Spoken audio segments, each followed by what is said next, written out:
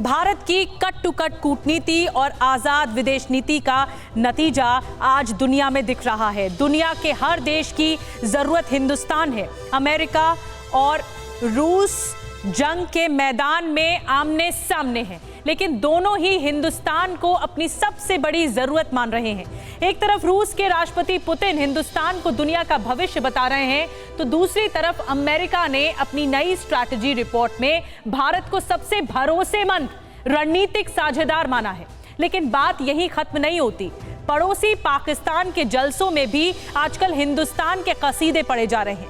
ये भारत के विश्व विधाता बनने का ट्रेलर भर है, इसलिए इसकी पूरी पिक्चर देखिए इस खास रिपोर्ट में कि आखिर कैसे भारत बन रहा है भारत विश्व विधाता।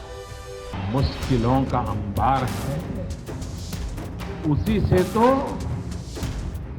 मेरे हौसलों की मीनार है। भारत का चिरंतन विवेक समस्त विश्व को एक कुटुंब के रूप में देखता है।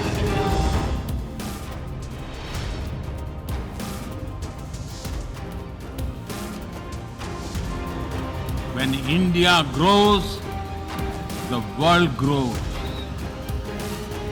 When India reforms, the world transforms.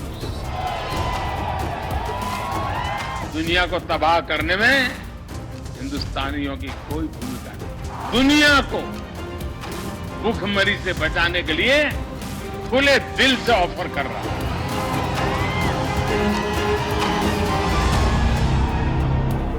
यह मोदी एक देशभक्त है और अपने देश की स्वतंत्र सोच को आगे बढ़ाने में सक्षम है। मोदी उन लोगों में से एक है जो स्वतंत्र विदेश नीति का संचालन करने में सक्षम है और एक सच्चे देशभक्त है। Prime Minister Modi, it's wonderful to see you again in person. Thank you for your continuing commitment to making sure democracies deliver.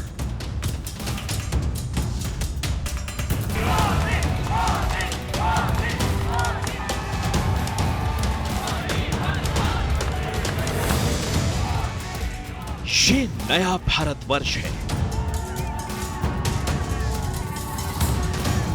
समर्थ, साहसी, शक्तिशाली।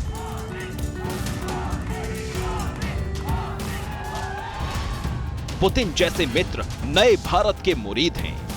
बाइडेन जैसे बलशाली आज के हिंदुस्तान का गुणगान कर रहे हैं और इमरान जैसे ईर्ष्यालु इस इंडिया का शौर्य देख आहें भर रहे हैं। ये सब इसलिए क्योंकि भारत विश्व विधाता बन रहा है।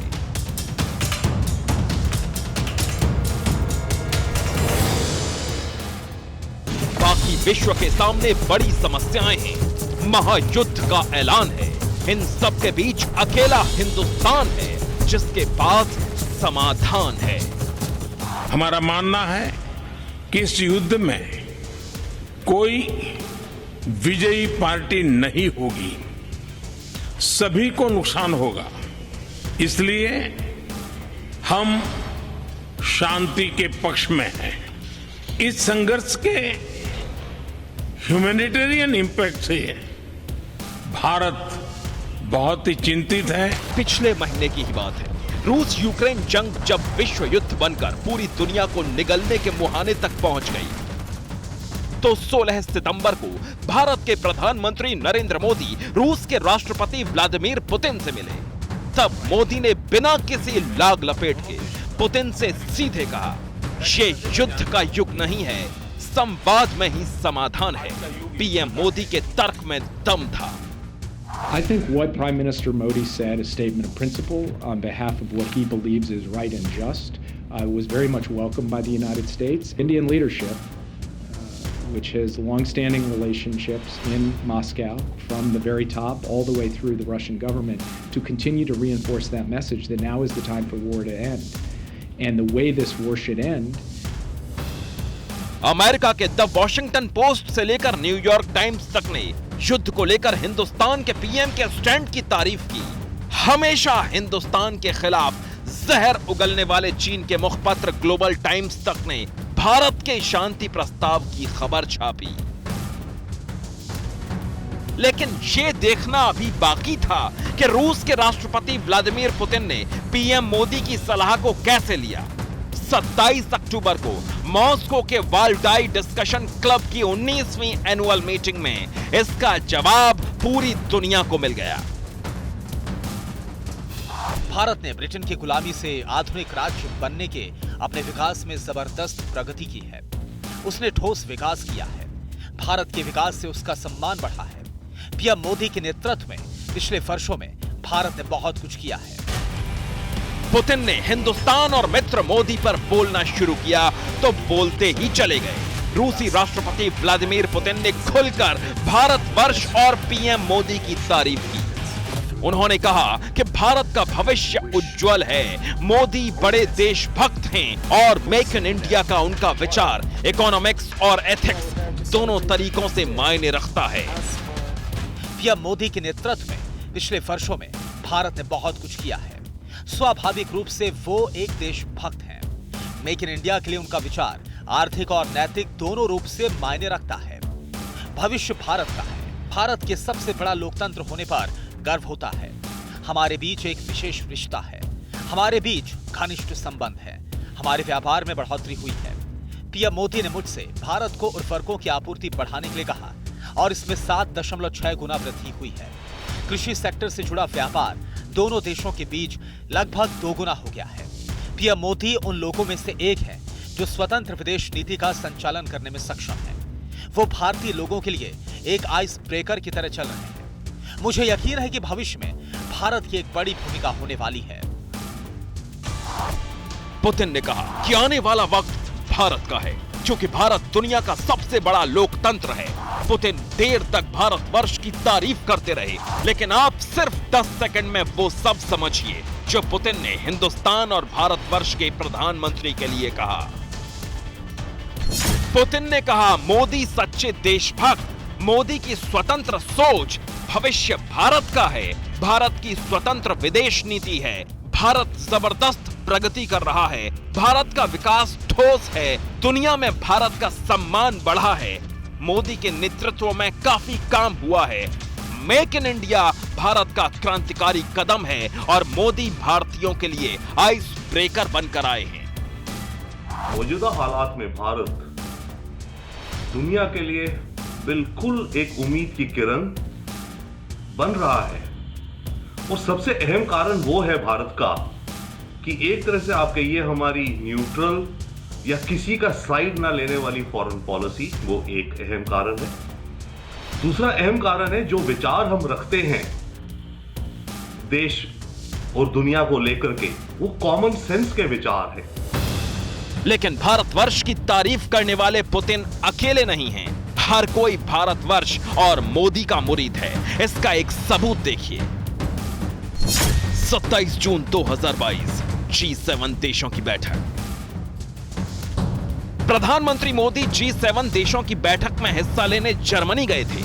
यहां भारतवर्ष के बढ़ते कद का एक शानदार नजारा दुनिया ने देखा।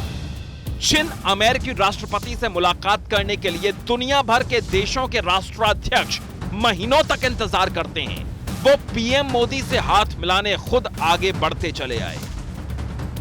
पीएम मोदी जब कनाडा के प्रधानमंत्री जस्टिन ट्रूडो से बात कर रहे थे, इसी दौरान अमेरिकी राष्ट्रपति जो बाइडेन उनसे मिलने खुद चलकर आगे आए।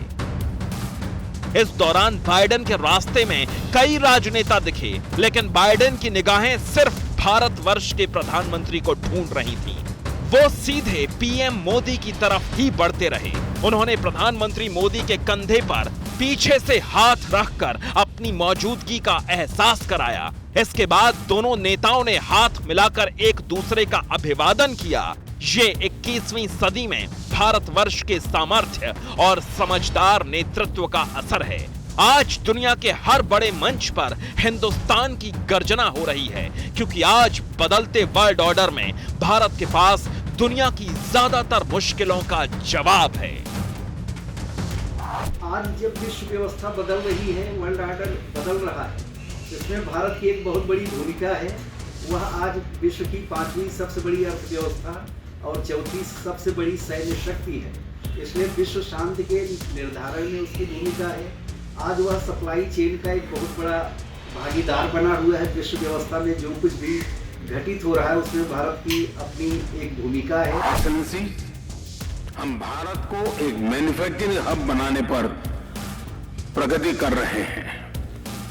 भारत का युवा और प्रतिभाशाली वर्कफोर्स को मैं स्वाभाविक रूप से कॉम्पिटिटिव बनाता है।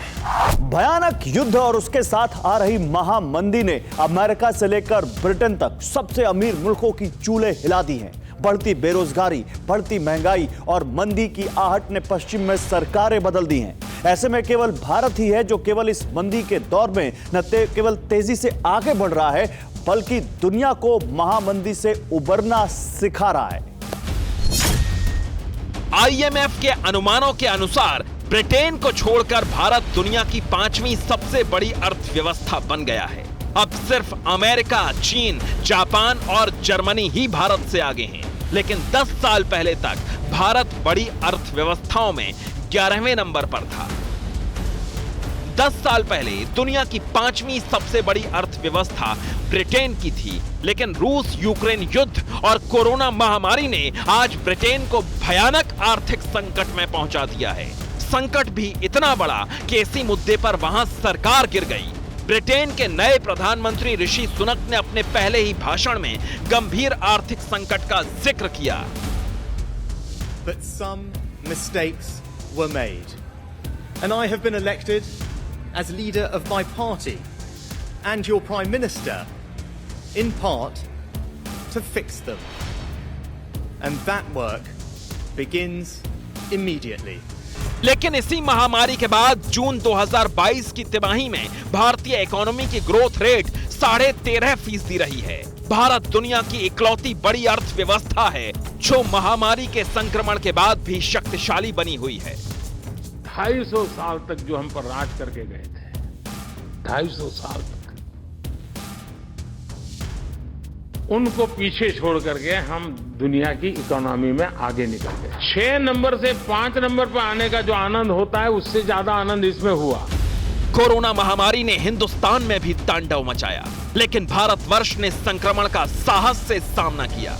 भारत ने दुनिया का सबसे बड़ा वैक्सीनेशन प्रोग्राम चलाया। न सिर्फ खुद को संक्रमण से शील्ड दी, बल्कि दुनिया के आधे से ज्यादा देशों में भारत की बनी वैक्सीन पहुंचाई। रूस यूक्रेन की जंग ने दुनिया के बाकी देशों की तरह भारत की सप्लाई लाइन को भी प्रभावित किया, लेकिन यहां दुनिया के बाकी देशों जैसा संकट नहीं हुआ। जब रूस और यूक्रेन के युद्ध ने दुनिया को 2 धड़ों में बांट दिया, ऐसे वक्त में हिंदुस्तान के प्रधानमंत्री रूस की सरहद के करीब से अमन और तरक्की का संदेश दे रहे थे।